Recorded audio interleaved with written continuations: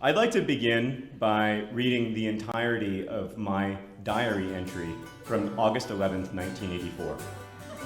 This was written when I was 8. Quote, "Today was a great day. My brother got sick." Thus ends the diary entry. Obviously, I didn't always like Hank as much as I like him now.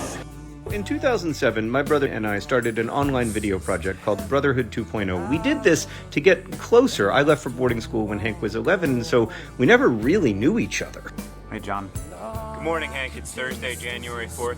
Hi, John. Good morning, Hank. It's Australia. Say you love your brother, but you don't actually want to say you love him because there's just a lot of emotion and stuff built up over the last 30 years. Hank, I love you. I couldn't get more, but I was laughing so hard. Yeah. Pretty cute. You're giving me a little bear hug. It's Tuesday, and here I am in beautiful Florida. Here I am in beautiful Florida. What? It's a reunion video! Good morning, Hank. It's Tuesday. Good morning, John.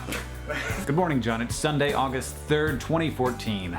And I love you. You're a good brother, you're a good person, and I'm lucky to have you in my life. I don't know where I'd be without you, or who I'd be without you. You make me a better person, you help me make better decisions. You've been a good person to look up to as a child and an adult. Hank, as I was watching your hilarious video yesterday, and indeed as I've watched your previous 130 videos, I always feel surprised. I hope you won't be insulted by this, Hank, but I'm surprised that you're so smart and funny. And I think I know the reason I'm surprised. It's not because you just became smart and funny, it's because the last time I knew you really well, you were 11. I think it's an increasingly rare pleasure to know your siblings as adults, and I have to tell you, Hank, I am so grateful for this project primarily because I now know you as an adult, as a smart, funny, clever person full of ideas. Hank and I have been collaborating so closely for so long that it's all overlap. I can't imagine any part of my life without him. John, I appreciate you so much. You're a good person and a hard worker and a great dad. I love you, and I'm so glad that you're part of my life. I love working with you,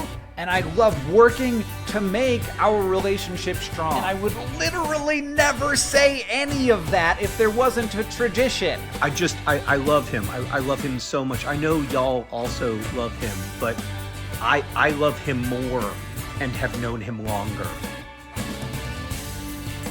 Hank, for so long you have supported my writing. Like in 2008 when Paper Towns came out, you and Catherine drove around the country with me in a rented minivan and played libraries and bookstores and anyone else who would have us. Then on September 25th, 2018, your brilliant first novel, An Absolutely Remarkable Thing, was published, and I finally got to support you a little bit. To see you surrounded by copies of your book was one of the great joys of my life. I love you, John. I love you not just because we've been able to do a lot of really cool, weird things together through this project, and not even because you're a great collaborator and partner and thinker, but because you're a great brother. Because you're there for me even when I'm being a jerk or when I'm confused and angry. You want the best things for me. You're willing to work through my issues to help me when I need help, which is all the time. And I want so much and try so hard to be the same thing for you because I love you. Not for any other reason, just that one. I feel like Hank and I are really lucky that we have each other because if we didn't, I wouldn't have a peer. And now I have a colleague. Very hard to do this on your own. Oh, he's here. It's a reunion spectacular. Like so much of my work in life, it starts with you. There's a long-standing inside joke around here that the protagonists of all my novels are only children because I don't like to write about siblings, but that's not true. The truth is that writing about siblings is too close to my vulnerable and beating heart.